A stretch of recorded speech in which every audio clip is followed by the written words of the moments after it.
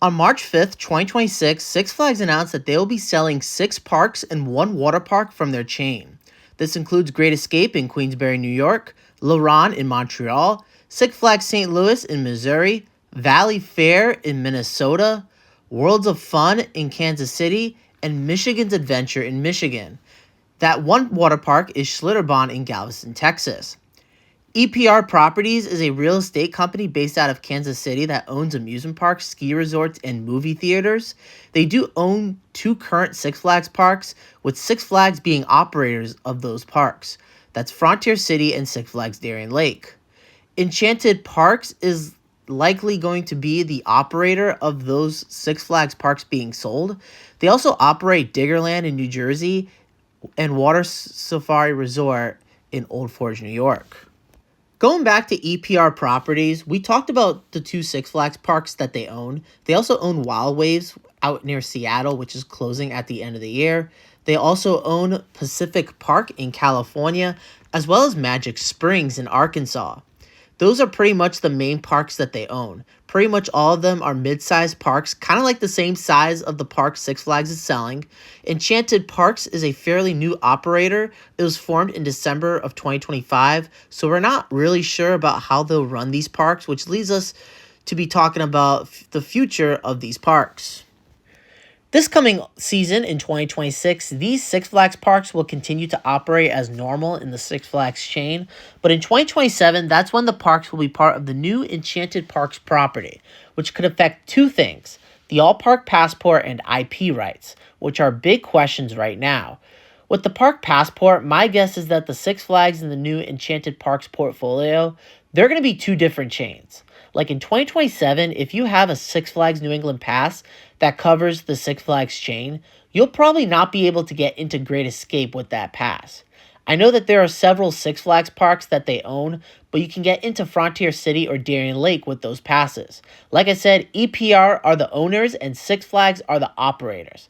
That's why if you have a pass from Cedar Point or Great Adventure, you can get into Frontier City or Darien Lake. Starting in 2027 through here on out, Enchanted Parks are going to be the operators.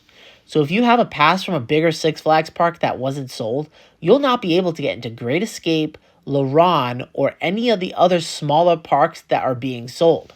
The second question is licensing. Six Flags owns the rights to DC and Looney Tunes as well as Peanuts that first started at the Legacy Cedar Fair parks before Six Flags and Cedar Fair merged. I know Great Escape and Le Ron don't have licensing rights, but the other parks do. Six Flags St. Louis has DC and Looney Tunes. They have Looney Tunes section named Bugs Bunny National Park and a DC section named DC Comics Plaza. They also have another section named Studio Backlot. Now, I'm not sure if that's DC property. They do have Batman the Ride, a B&M invert, which I'm sure will have to get changed with its theming after it gets sold off. They also have Ninja, which I don't believe is a DC theme, but it's in that section. There's also a few other rides themed to DC, which includes Mr. Freeze, which is another coaster that will have to get changed, as well as Justice League Battle for Metropolis. And I have no clue what they're going to do with that ride because that ride was built for a story. They're going to have to change a lot of stuff with that ride, which could get expensive. So I don't know what they're going to do.